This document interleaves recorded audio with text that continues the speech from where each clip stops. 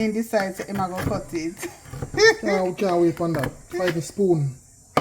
Welcome everyone, and in today's video we're gonna make a sweet potato pudding, and we're gonna do it the old-fashioned way. So welcome everyone, welcome to my returning subscribers and to my new viewers. So happy to have you. Of course, those were my potatoes, and I'm actually using the old school way, right? We're using a grater. We're gonna grate our potatoes, and didn't measure it. I just eyeball everything to be honest. All right, so you can decide what you want to do. You can blend it if you wish. I decided to go this way. First time I tried potato pudding. This is actually my second time trying potato pudding, and I'm actually using a specific method that I saw on IG, and I'm going to share that video with you of the person I watched and how they made it, and I decided to make it that way because it looked quite simple. No, I'm actually using, I think this is what, Dashin? I don't even know. Look at Dashin and Cocoa. One of them, it was quite soft. I got it free, and so I decided just to add it in. So I got all those potatoes as well.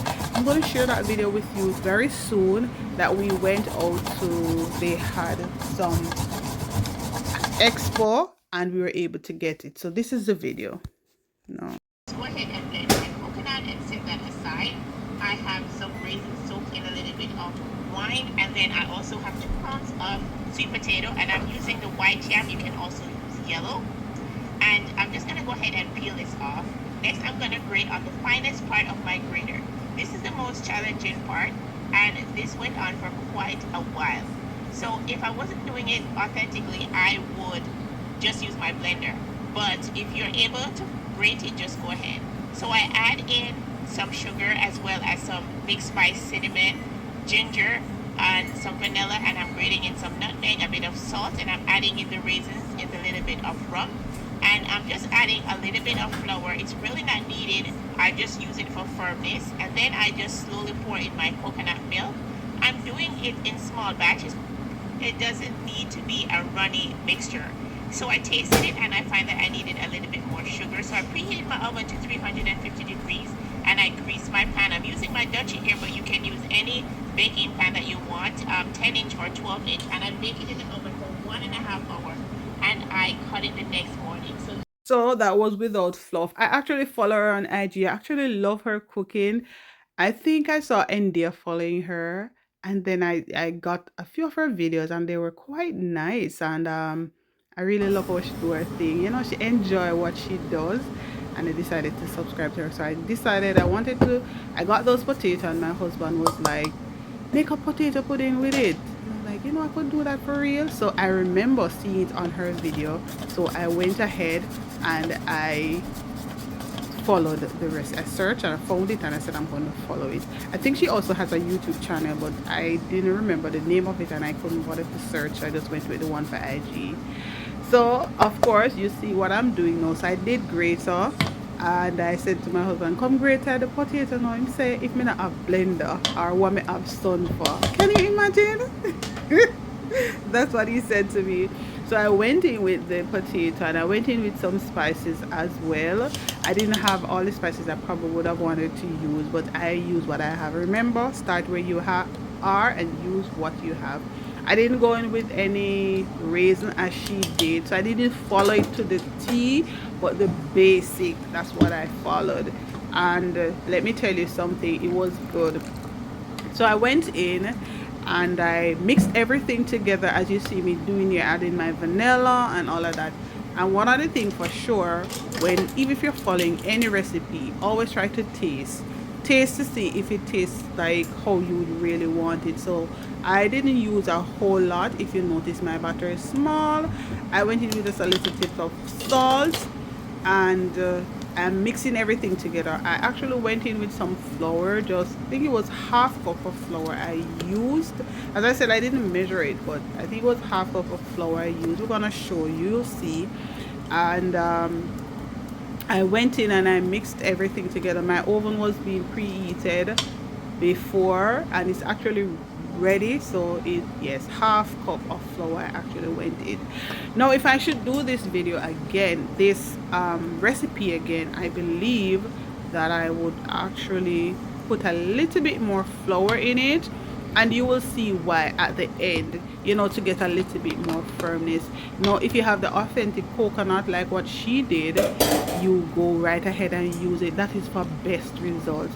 I didn't have that, so I went with coconut powder, and I make it out, of course, in some milk. And you don't want the butter to be runny, right? And you don't want it to be too thick either.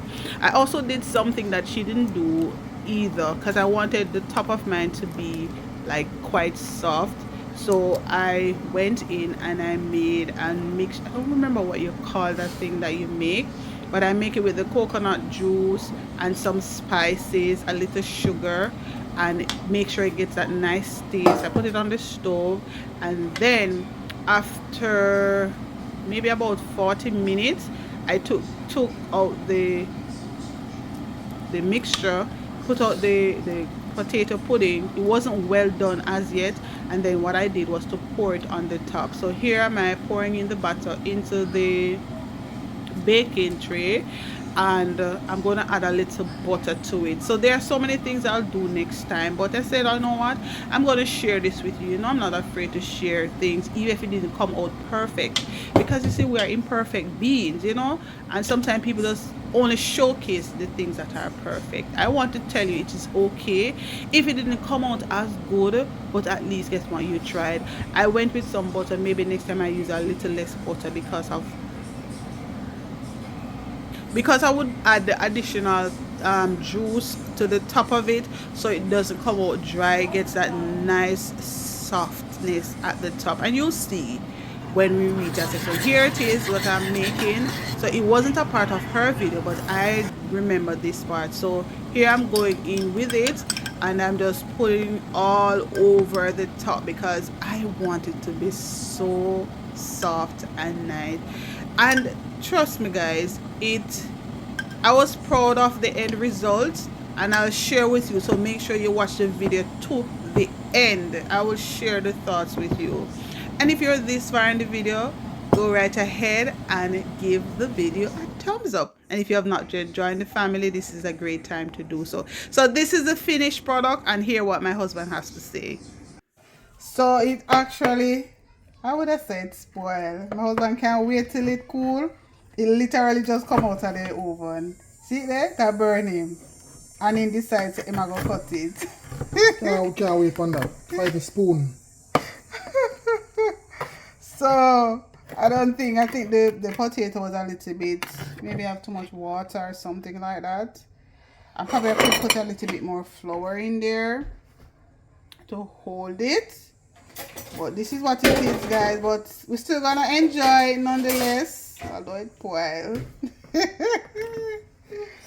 I think this is my second time making banana sweet potato pudding. The first time actually it was in Jamaica, and it came out really good because we had the right potato. See there? If you have the right potato. Flour, it's enough. I'm not enough flour, in I think I should have put a little, because I want to put like half a cup of flour. Probably should have cooked white one. But taste it and tell me how it tastes.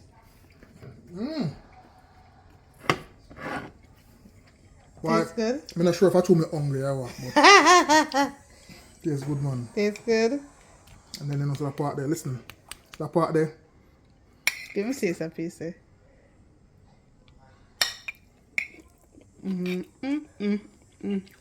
tastes good. It tastes good as much as it boiled. It tastes good. Man. Want some more?